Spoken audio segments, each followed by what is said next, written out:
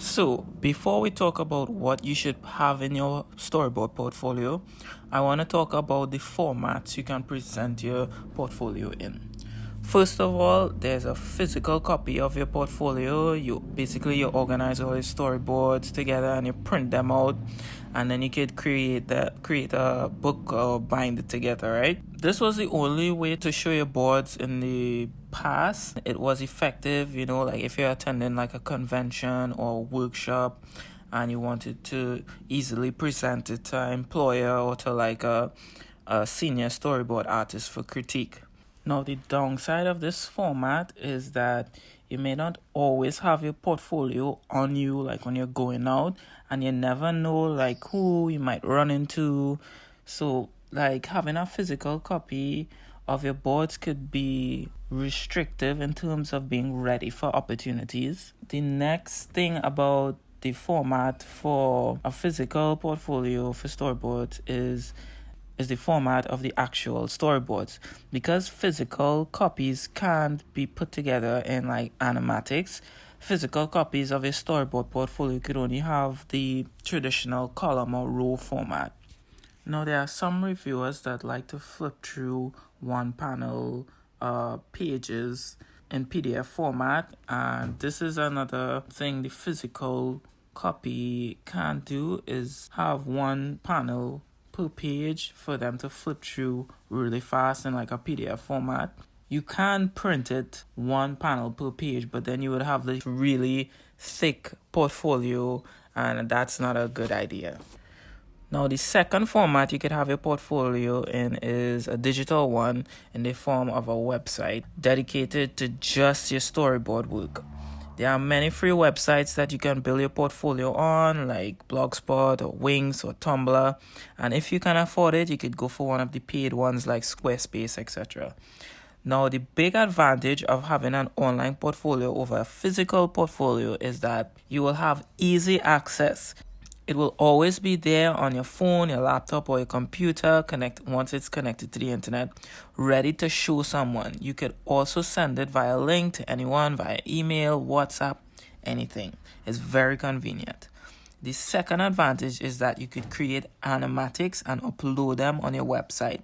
Physical portfolios can't have animatics, as we said before. Now, animatics show more of your cinematic skills, right? Because animatics involve editing, voice acting, pacing, etc. So animatics are a great thing to have in your portfolio. Now, the way I've been talking, it would suggest that you should only have a digital portfolio, a digital storyboard portfolio. What I would actually really suggest is that you have both, because at the end of the day, you never know what could happen. Maybe that storyboard artist you look up to, or that storyboard artist who is looking through your work, maybe they just so happen to love physical copies of storyboard portfolios, and maybe that's just their thing, and they might hire you because you have a physical portfolio. And maybe somebody else might prefer a PDF, or maybe somebody else might prefer watching animatics. So the main gist of this is to have all of them ready. I would just suggest do all. Have a physical copy, have a website, Instagram, Facebook, whatever. Just be ready for all of them, right?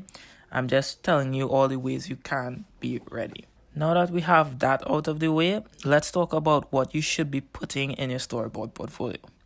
Now, the first thing you should know is that your storyboard portfolio should be geared towards the industry that you want to get into. For example, let's say you want to do storyboards for Disney or DreamWorks animation. Your portfolio should not have storyboards for live action films or commercial work. Your storyboard should be in the vein of animated films. Now, studios that do animated films look for different things as compared to live action studios. For example, Disney looks for storyboards that have lots of gesture, drawing, nuance acting with the characters, and a variety of emotional and action-oriented scenes.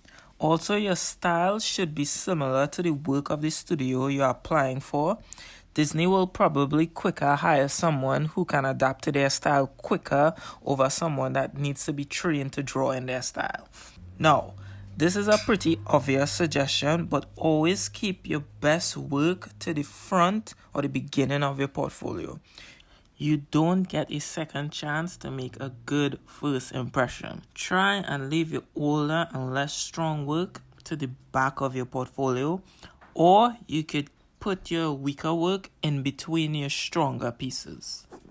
The next suggestion would be to tell a variety of stories. Try not to have storyboards that are only in one genre.